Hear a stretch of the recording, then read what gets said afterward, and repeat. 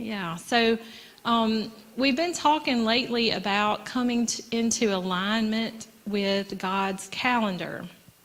And so this morning I just felt like I needed to talk about that and really not so much focus on the what, there's so much. I think I'm a little bit too loud. It's like ringing just a tad. There's so much depth. There's so much richness. The hardest part about preparing for all of this is deciding what to leave out, because it was so much information. So I really struggled. So I hope that what I'll present to you today answers the why. Because, growing up, I wasn't really taught these things. And then when I started hearing it, when we started coming here and Lou would teach about the different parts of God's calendar, I would say, why? Why do we need to do that? Why? I don't know any other churches that do that. Why? So that was really where I tried to focus on, was why. Why do we need to do this? Why is it important? And what did God have in mind when he even put these things in place? Okay? So have you ever felt like that there was a lack of direction in your life? And y'all tell me, I can't see the slides behind me, so if I'm on the wrong one, y'all are going to have to let me know. I'm blind. So have you ever felt like, you knew in your heart that God was taking you somewhere, but you didn't know how to get from point A to point B? Have you ever felt like, I'm on the right track now, and then all of a sudden, wham, you're on the wrong track. You just know you're off. And you feel like you're maybe going in circles sometimes. Have you ever felt like that? So, do you know that God did not design you to operate that way? That he didn't want you to feel like you were walking around in the dark? That's how I feel a lot of times. I feel like I'm in the dark and I'm trying to feel my way around, looking for the next step, and I feel like, God, why can't you just make it clear? And we know the Bible says that his word is a light to our path, a lamp to our path, and a light for us. So we're meant to walk in the light. We're not meant to walk in the darkness. So it's not God's design.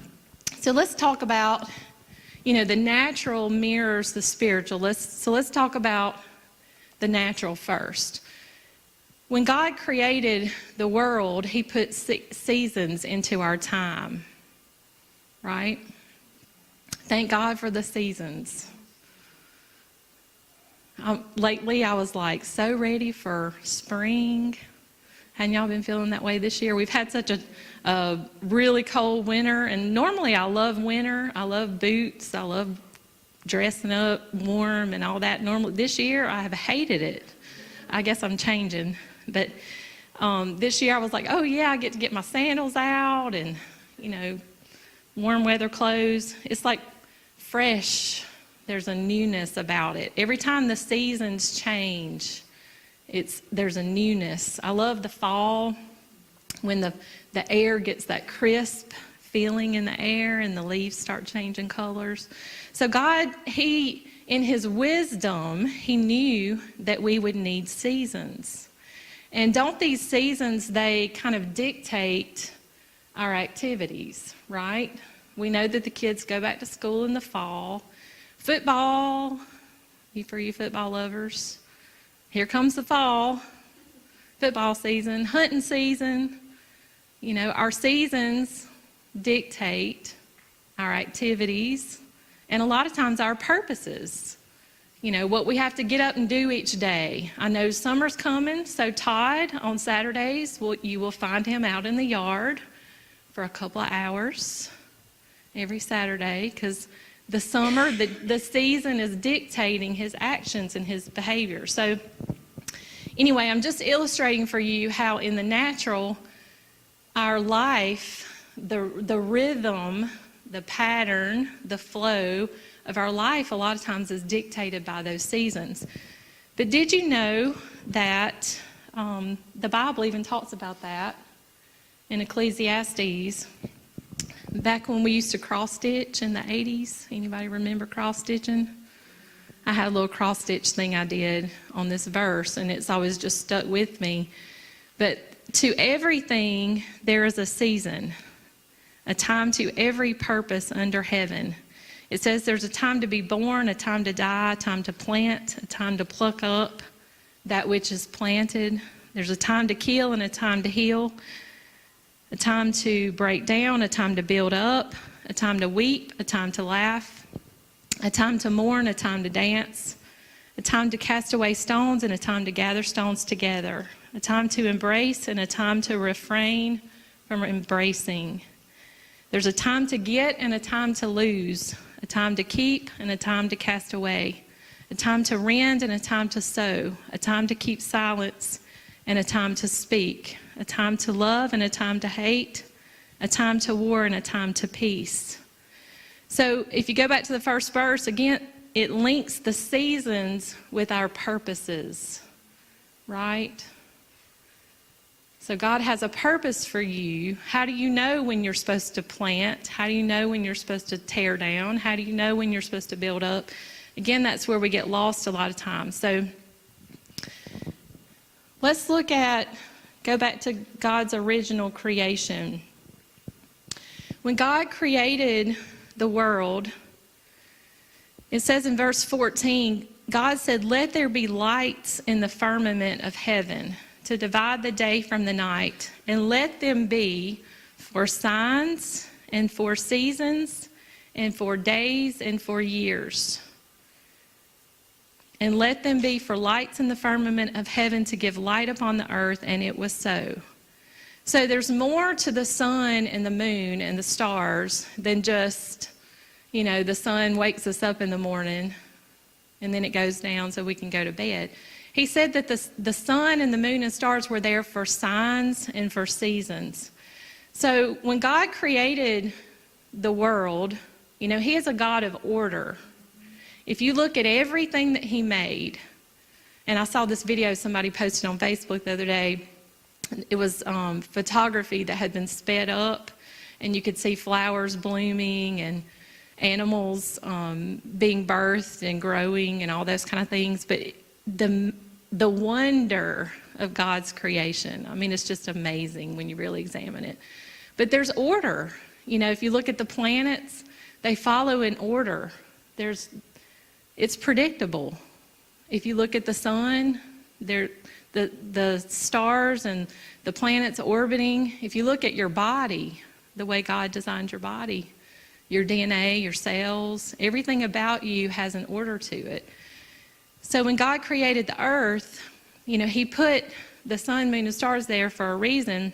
And it says that they are for signs and for seasons. So if you look at the word signs, I shouldn't have done this to myself, but the word signs is the word oath in Hebrew.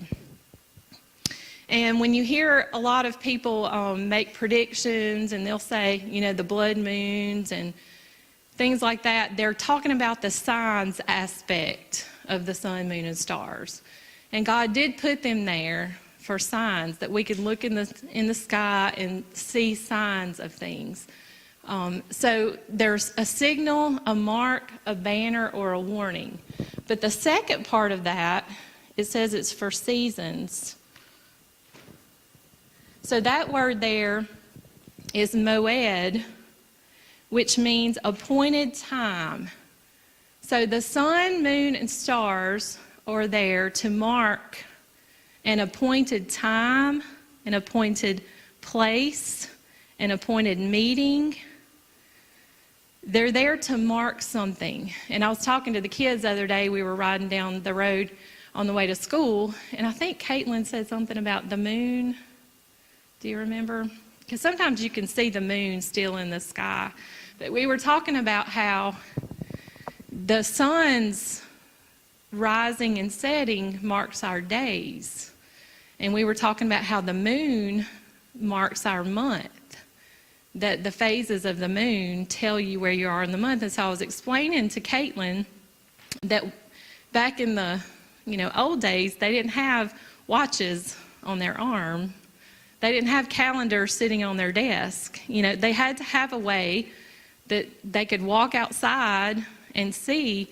And not only that, but the stars, there's constellations. There's 12 constellations.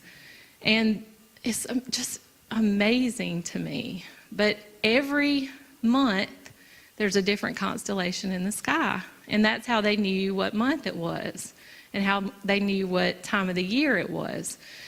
So God put the sun, moon, and stars there so we would know where we are in time, right? Have you ever thought about it like that? It's just fascinating. Y'all don't look nearly as fascinated by it as I am. Okay, so you get that basic understanding. So we tend to see, and this is a mindset shift, because we tend to think about time on a timeline. When you go to school and, let's say part of my counselor training was one thing you could do with people is develop a timeline.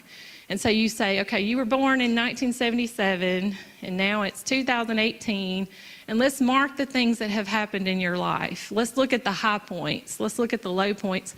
And we look at life, or we look at time on this line, and I don't know how you think about. Do y'all have ways of thinking about things in your head? Where you are up to your death? Is it a straight line, typically? No? It is in my head. I'll just say that. Typically when I think, okay, so I'm here, I'm at 40 now, and I think, how many more years do I have? I have this space of time. About this time I'm going to retire or whatever. So it's like this straight line. Do y'all think about it like that? I don't know. Anyway, we're kind of taught our mindset. And just so you know, our mindset is a Greek mindset. We tend to think about things rationally. We reason through things. It makes sense that time would happen on a straight line. But did you know that God doesn't think that way? I just told you how he instituted seasons. Well, that seasons was a circular pattern, right? So if you think about everything that God put into place, what about the harvest? If you think about your year, see, my timeline is a straight line, but in my head, when I'm thinking about the year, it's a circle. Anybody think about the year like a circle?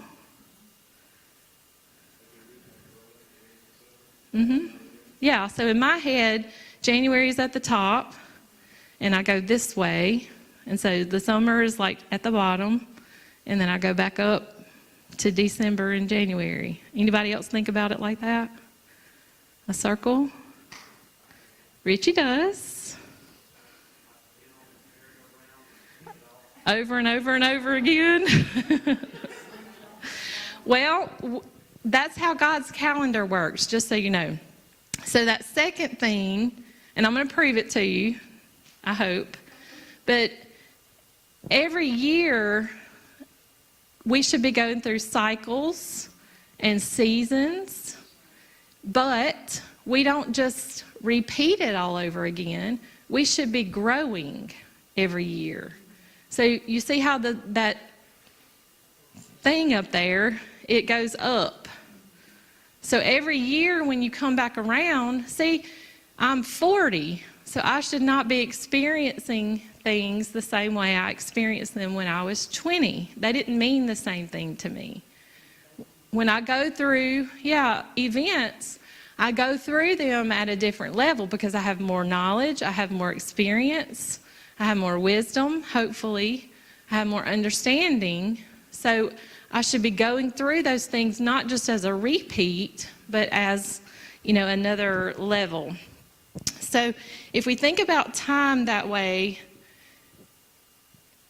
God said in Leviticus 23, he said to Moses, he said, I want you to speak to the children of Israel and say unto them, the set feast of Jehovah, which you shall proclaim to be holy convocations, even these are my set feast. The word there for feast is that word moed, the same word for seasons. So when God used that word, he wasn't necessarily saying, you're going to plan a big dinner and you're going to serve this feast and you're going to come eat a feast. That's not what he was saying. Now, there was celebrating and there was eating, but it wasn't, when he used the word feast, it wasn't what we think of feast. He was saying, you're going to tell them that I'm setting some appointments with them. There are going to be some appointments that we're going to set at specific times throughout the year. So as you go through your year, we're going to have some appointments set. Okay? Does that make sense? So these feasts began to set the pattern for how God wanted his children to operate. He wanted them to pull aside on these specific days for specific purposes. So overall, there's 3 categories of appointed times. The first category is the Sabbath. The second one is Rosh Chodesh, and the third one is the yearly feast. Okay, so again, there's so much information I could give you, and I'm not going to just pile it on you this morning, okay? So if you have questions, if I leave you with, you're like, that doesn't make any sense to me, I'm just scanning the surface, and we're just getting an overview, okay? Because I'm sure we'll be talking about these things more in depth as we go on. But the Sabbath, the Sabbath was God's weekly appointment with us. So he said, I want to set a time with you each week where you can expect me to be here. Okay? We don't keep, and let me just say this before I go too far, we don't keep these things as rituals. Okay? This is not legalism. And that's something I had to really struggle with in the beginning because my parents aren't here, so I can say this freely. But I grew up in a Pentecostal church that was, I don't know about everybody, but I grew up in a legalistic mentality, okay? So it was all about what you could not do on Sunday. That's how they observed the Sabbath. You could not wash clothes. You could not go to the movies. You could not go shopping. You were supposed to go to church.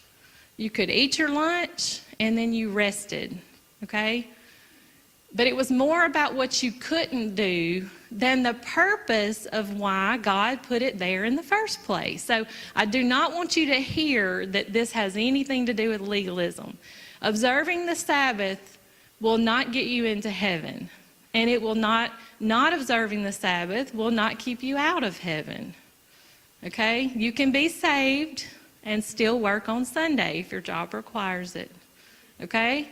So there's no judgment if you're not doing what I'm suggesting to you. What I'm trying to explain to you is the purpose for why God saw that these things were good, or why he saw that they were necessary and what the benefits of those things were. So I hope that's what you'll get from this. But again, it's not about rituals. But when God created the earth, 6 days he did his work. And then the 7th day he rested. So he established a pattern, and he created our bodies in such a way that we needed a time of rest. And he also knew that we would need some time to pull away from our busy schedules, and meet with him. So it's all about that, resting and getting still and quiet enough to hear his voice. And so he says, when you meet with me, and I'm not even saying that coming to church is necessarily observing the Sabbath, but it can be, it can be. Okay, so the second one is Rosh Chodesh, and that's our monthly appointment with him. And so this is what we've recently started observing once a month here. So the word Rosh Chodesh means head of the month, and it has to do, again, with the moon, the cycles of the moon. So how do you know we're starting a new month? Well, you see that first little sliver of the moon. It's called the new moon celebration. It's a time that when the children of Israel entered into the promised land, they were told that they would take the first part of their harvest and they would take it to the temple and offer it to God. So they were honoring God with the first. They were honoring God with the best. And that was just a recognition of what they knew God had done for them. So the principle here is that we offer God the first. So at the beginning of the month, we want to pull aside from our lives and our focus and our direction. We want to pull aside for Him and give Him our best of our time, our best of our worship. And there is an offering that you're not required to, but you can participate in to give Him your best. And then you listen to Him for the month. And so it sets the tone for the month. And there's so much more to it because each month has, and I'll show you later, but each month has a tribe associated with it that has meaning. Each month has a constellation associated with it. Each month has a Hebrew letter associated with it. And all of those things God put in place so that we can have an understanding of where we are in time, okay? But the main thing is that Rosh Chodesh is just giving Him the first, and it's that once a month appointment with Him to pull away. Is that clear? Okay. And then the third appointment is the yearly feast. And again, I've got it on our circular pattern. So we're on this side, we're talking about spring, and then we come into the fall. So the first set of feasts that we're celebrating is what we're coming up on right now, okay, which is Passover, unleavened bread, and first fruits. And again, I'm not going to go into all the details because I'm sure we'll get all that later. But really, I just want you to get the understanding of why and where this came from. The feast, this feast was instituted when the children of Israel came out of Egypt. So y'all already know the story when they had to put the blood of the lamb on their doorposts, and the angel passed over their homes.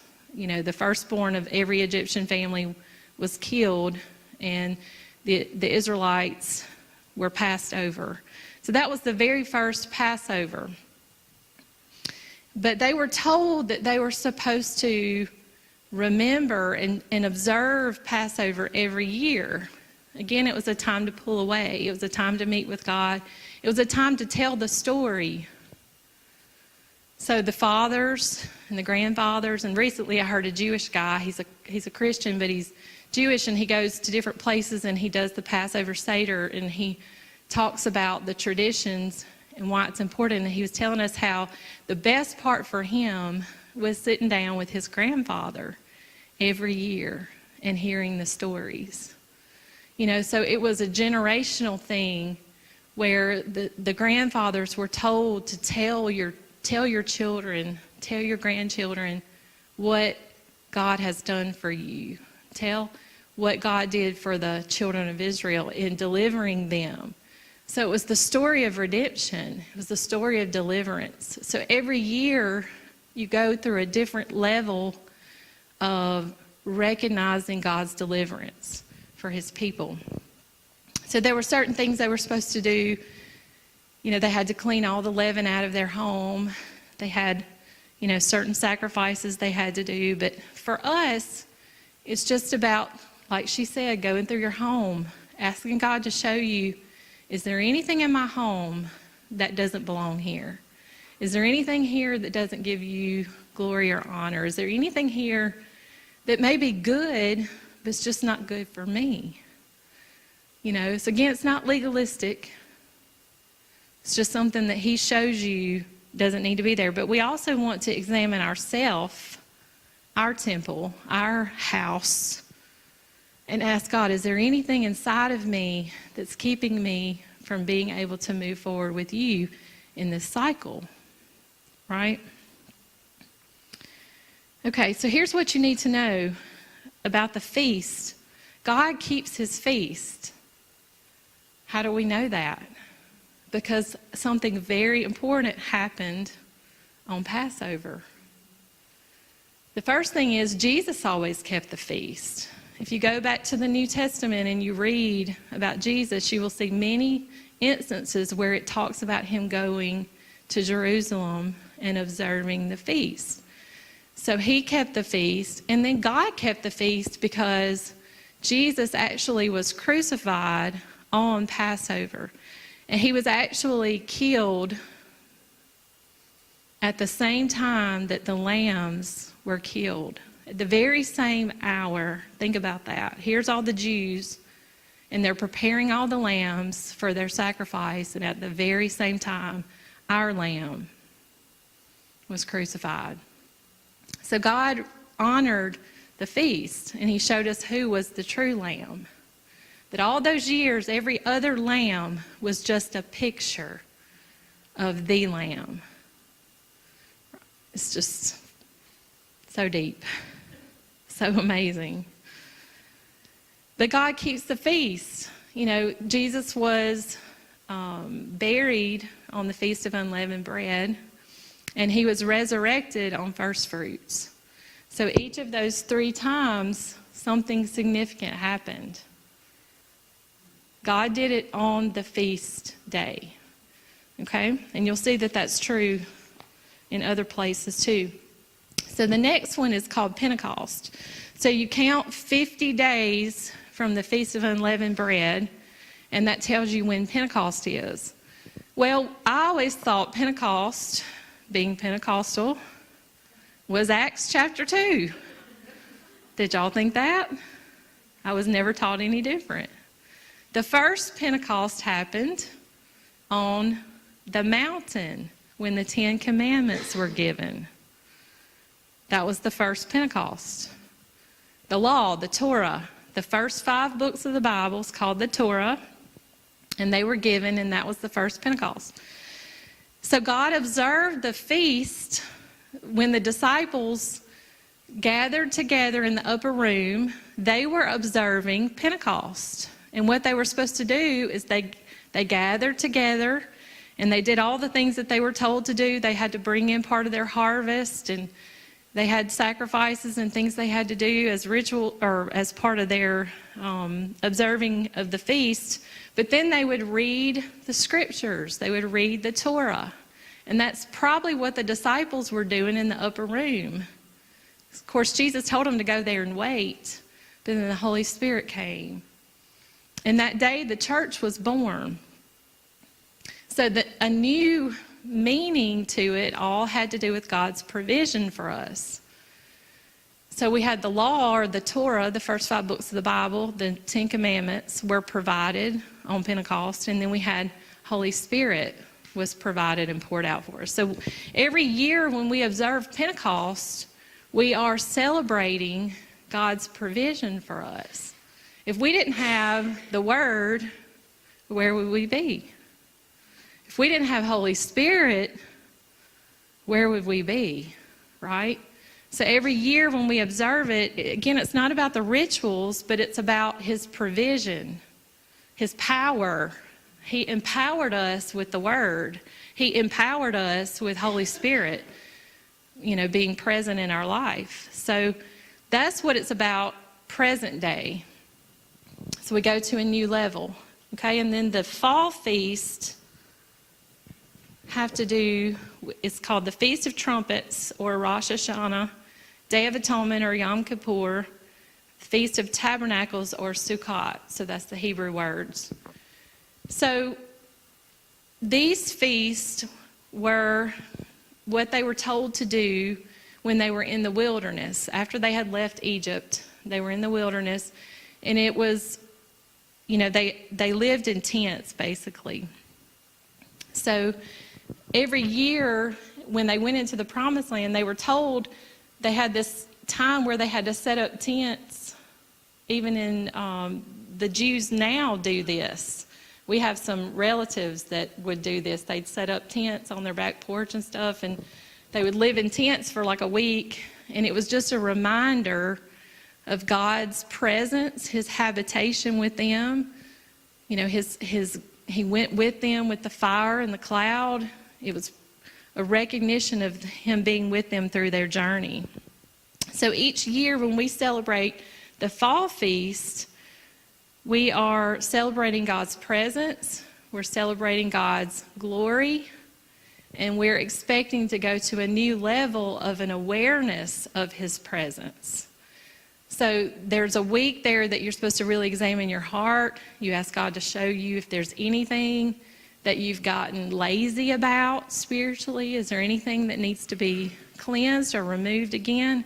So each year, again, you're going another level, you know, with this feast. So if Jesus celebrated the feast, if God honored the feast, and let me just say, the fall feasts are future. So it's when a lot of the scholars say that we can expect Jesus to return. It hasn't been fulfilled yet. They say it's still prophetic. And again, we can't get into all the things that they do. We just don't have time for all that. But another aspect, y'all know how the temple was set up, or the tabernacle was set up as an outer court, an inner court, and the most holy place. Well, every year when you go through this cycle, you are moving from the outer court to the inner court into the most holy place. Can you see that? You start out focusing on redemption and cleansing. When you're in the outer court, you clean yourself up. In the inner court is where the table of showbread and some of those other things there that signify God's provision for us. And then in the most holy place is where God's presence dwelled. So every year it signifies this moving through a process of growth, of moving from the outer court to the inner court to the most holy place. Isn't that cool? God he connects everything together. It's just amazing. So Paul celebrated the feast. If you read some of his scriptures, 1 Corinthians, you can look in chapter 5 and chapter 15. He mentions the feast. There was one place where he was told he wanted to go to Rome. You know, that was his dream, to go to Rome. But he said, I got to go to Jerusalem. And they didn't want him to go. And he said, I have to go to celebrate the feast. There was an important thing he knew about celebrating the feast, recognizing the feast. So I just want to challenge you again, we don't have time, but to go read those scriptures. So why should we, as a New Testament or a modern day church, celebrate the feast? If it's not about, you know, rituals and those kinds of things, why should we do it? Well, I want to suggest to you that it has to do with our maturity. It has to do with our growth. It has to do with getting Egypt out of us and getting us prepared for the promised land. Does that make sense? When the children of Israel came out of Egypt, God had to change their mindset. They were stuck in a slave mentality. You know, you heard them complaining. It was better in Egypt. You know, it wasn't good in Egypt, but they somehow thought it was better. At least we had food to eat. That was a slave mentality. Somebody could give us some food, you know, but God wanted to teach them how to think like children, like who they were, that they had an inheritance, that they had a possession. You know, he wanted them to think differently. So these feasts were instituted as a process of transformation. And that's what it is for us. So when did we lose this? Have y'all thought about that? When did we go from, if I'm saying that the church in the New Testament observed the feast, and yet we don't, what happened? Constantine, you've heard it. We became a part of the world, that's right. So there was this guy named Constantine. Scott already said his name. You know that there was a contradiction. She mentioned Paul in the city of Ephesus. When the Christians came in and interrupted their life, it said they went in and turned the world upside down. Don't you think the government had a problem with it? I mean, just think about it. The government had a control over people, and they did not like the Christians. So the Christians, were going through persecution. So it was under pressure from the Roman government that the Christians were convinced to give up their practice of the feast. Okay? And what they did is they mixed God's calendar with the Gregorian calendar. And that's where, I know y'all have heard this before, but the pagan rituals, Constantine was a pagan, but his mother was a Christian. She was Catholic. And to please his mother, he became a Christian, supposedly, and then required everybody to practice Christian. He Christianized, but he combined the practices. That's what he did. And so there became a mixture in the church. So when you're celebrating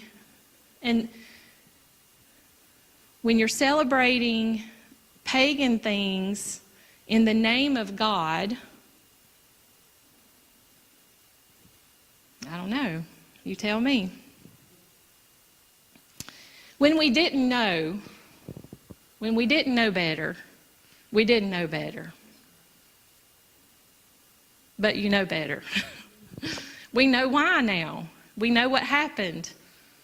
And are we going to, again, we're not being legalistic, so we're not going to judge anybody for practicing if they don't know better. And I'm not saying you'll go to hell if you go home and you make Easter eggs with your kids and you post it on Facebook. I'm not going to condemn you to hell, just so you know. Okay? It's not about that. But if something is watered down, if God has said to you, this is my way for you, and then it gets watered down, you know what Satan has done? He has stripped it of its power.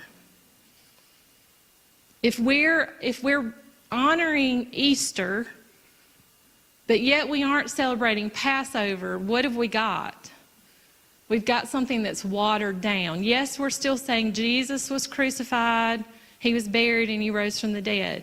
But we don't get the full significance of what Passover was really about. Does that make sense? We compromise, that's right. So,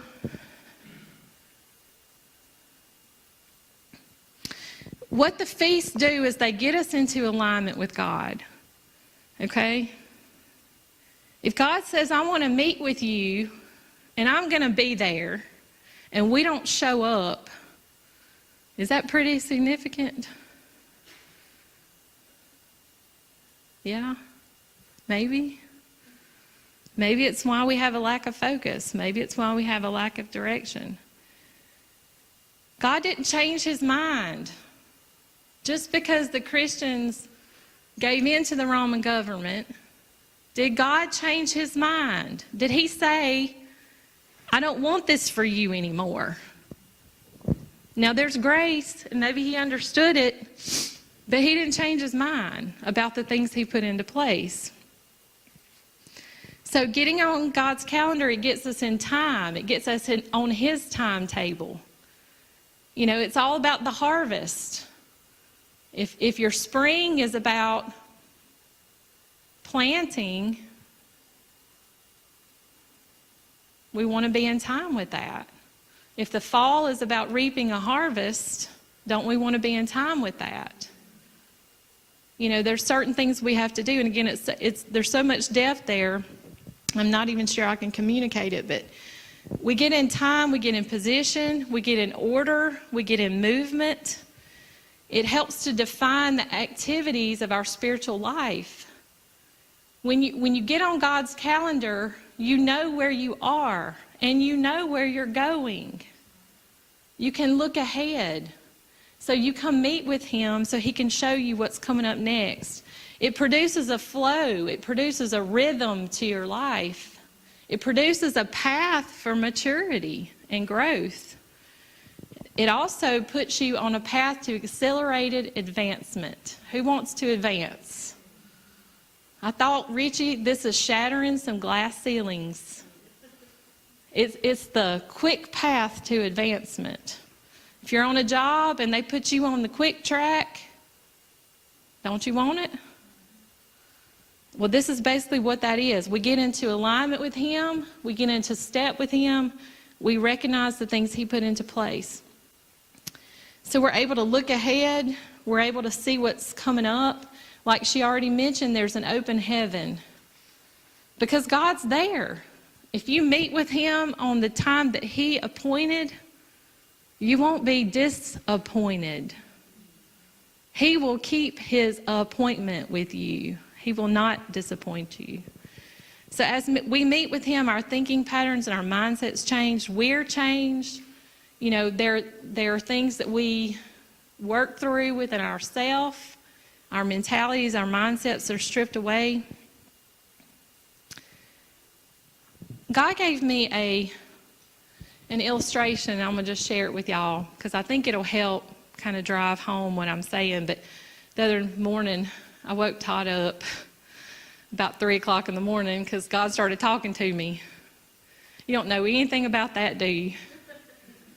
But I had my cell phone laying there next to me, and I said, I'm just going to lean over here, and I'm going to type it in my phone. That way, I won't disturb him. But, of course, the light comes on, and he was like, oh, what are you doing? I said, well, I got this stuff all in my head. I got to get it out, you know. And I never did go back to sleep. That was about 3, and you got up about, 4:30 or something like that. So I never went back to sleep. I finally got up and went in the bathroom and just started typing all this stuff away. And then I had to tell him about it, and it just sounded crazy when I was telling him. And I told him last night, I said, I don't even think I'm going to say it because it just sounds so crazy. But I do believe God gave it to me as an illustration. So I think it answers the question why. You know, I've given you all the information. I've given you all the facts about what the feasts are and what we're supposed to do and what they mean to us today. And I hope I've made that clear. But this is what God started showing me. I want you to imagine that you are an orphan child. You live in an orphanage. You've never known your parents. Okay? And one day the director of the orphanage comes to you and says, you have an opportunity to be adopted. Today, you have an opportunity if you accept. So you have the option. You can accept it or you cannot accept it. So you choose to accept because you want a forever family. So they put you in a car and they drive you to Walt Disney World, Magic Kingdom. You get out of the car, and the driver says, you're going to meet your new dad here. Okay? And then all of a sudden, this guy walks up, well-dressed, put together.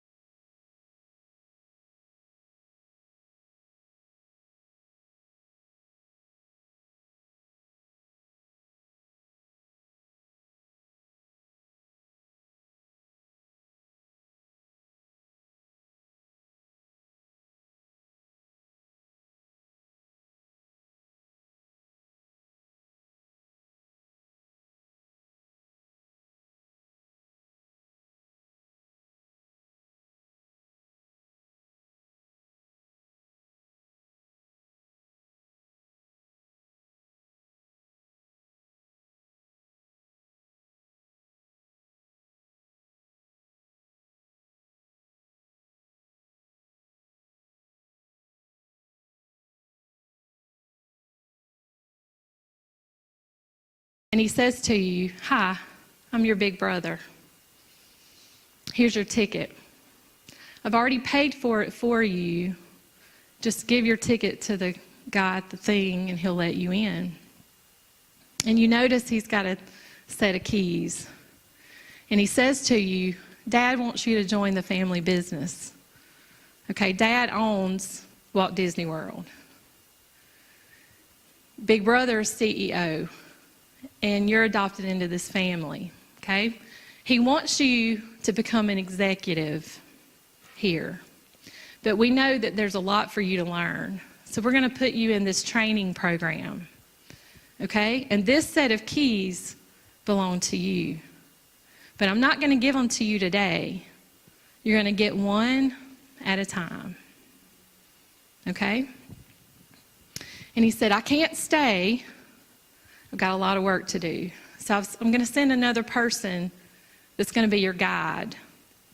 Okay, so when you get in the gate, look for them. They have a shirt on that says guide. They're going to take you around the park, and they're going to show you all that we have to offer you, all that you have just stepped into, your inheritance. Okay? Here's the other thing. Dad, he set up some meeting times with you.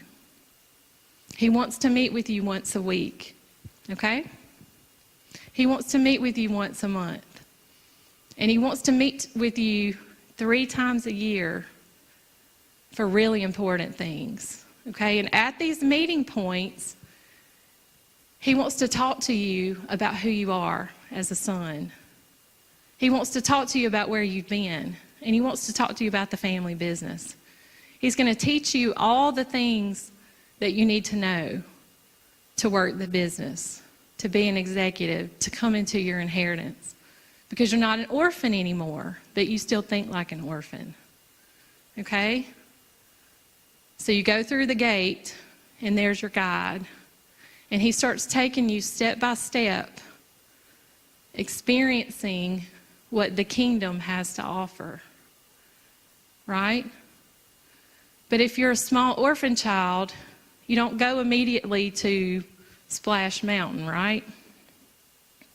You start at Small World. Is that making sense? Anybody been to Disney World? If you're going to run a park, you probably need to go ride the rides first, right? You need to experience every aspect of the Magic Kingdom. Is this illustration making sense? So if your dad has said, "This is what I'm going to give you," and over time I'm going to transform you from being an orphan, not knowing who you are, into stepping into a new place of inheritance, a business, a son, being in a family. And he said, these meeting times are where I'm going to train you and teach you and meet with you. And I'm going to show you who I am. Don't we think those times are important?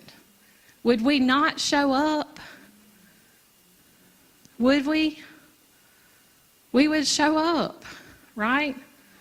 Or what if this other guy came up and said, "Hey, I've been around this business for 30 years. I can train you, and I can get you there faster. Come over and meet with me instead."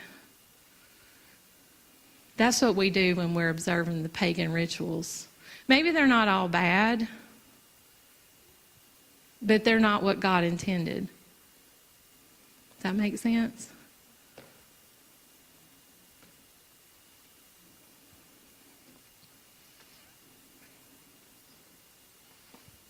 So I don't know about you, and again, I'm not being legalistic, but when you know better, you do better.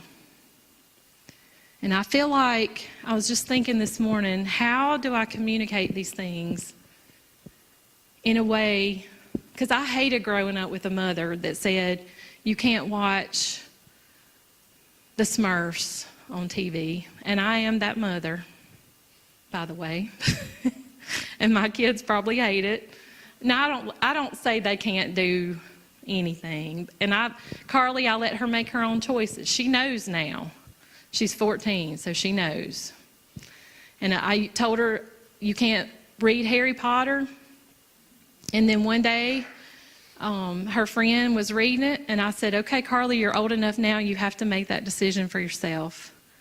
I've given you the information, you know what you're exposing yourself to, and that's between you and God. So I'm not controlling her. She has to step into that place for herself. But, I just asked God, how can I communicate this? And I just felt like he was saying to me, the kingdom is not equal. Every person is not equal in the kingdom. God says, to whom much is given, much is required. And there are some people that God requires a higher level of commitment and consecration than others. And I just want to say to you, this is what I felt like he was saying to me. This is a group of people that I am requiring you to live at a higher level of consecration to me. And that means there should be no mixture. That means that there should be no worldliness. And we're all at different places in our growth, and maybe God has said to you one thing you can't do, and I'm allowed to do it. And that's the way he's been with me. I've never been able to drink alcohol. I don't believe it's a sin to drink a drink of alcohol, but he's never allowed me to do it. We all have to listen to his voice, and that's what the meeting times are about. Because he might say one thing to you and a different thing to me. But I do believe as a group, as a corporate body. Can I have some music? Do you mind? I believe as a corporate body, and if y'all want to just stand, that we need to ask God just to examine our hearts.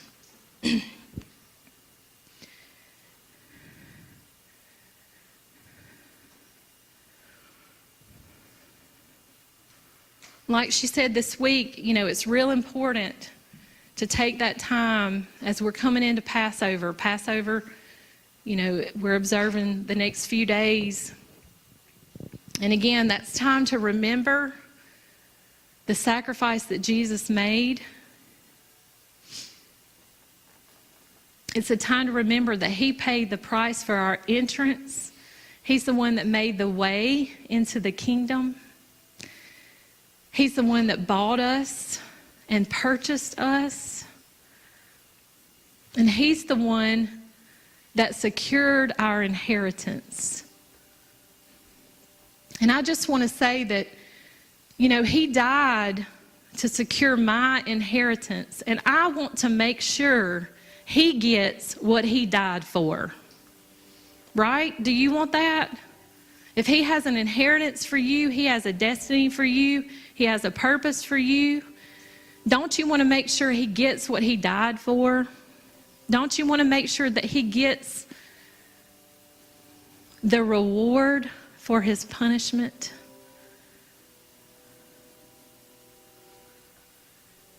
So, Father God, we just come to you this morning.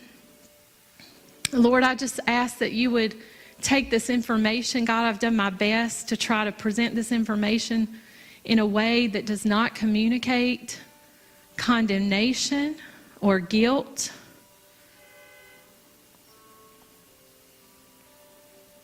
Lord, we know that we can't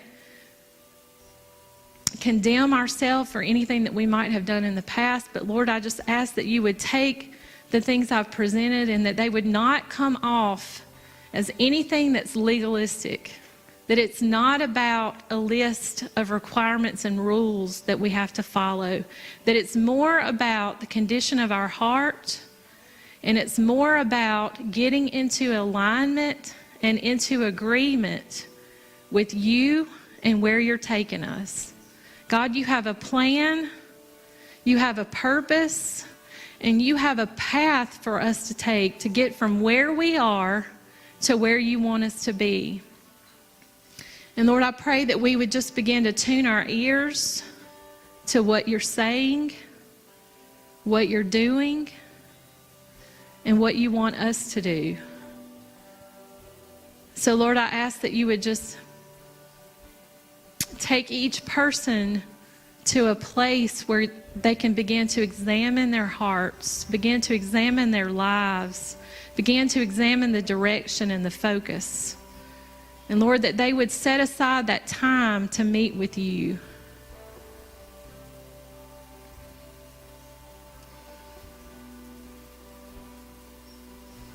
And Lord, I just ask that you would begin to open our understanding even more and more, so that we can be fully consecrated to you,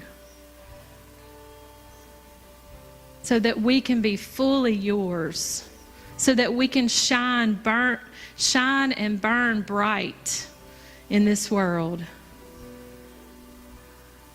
Lord, you've got to have a group of people that are fully committed to the cause. You've got to have a group of people that are willing to turn the world upside down. And Lord, I just say I want to be part of that. I want to be a part of that.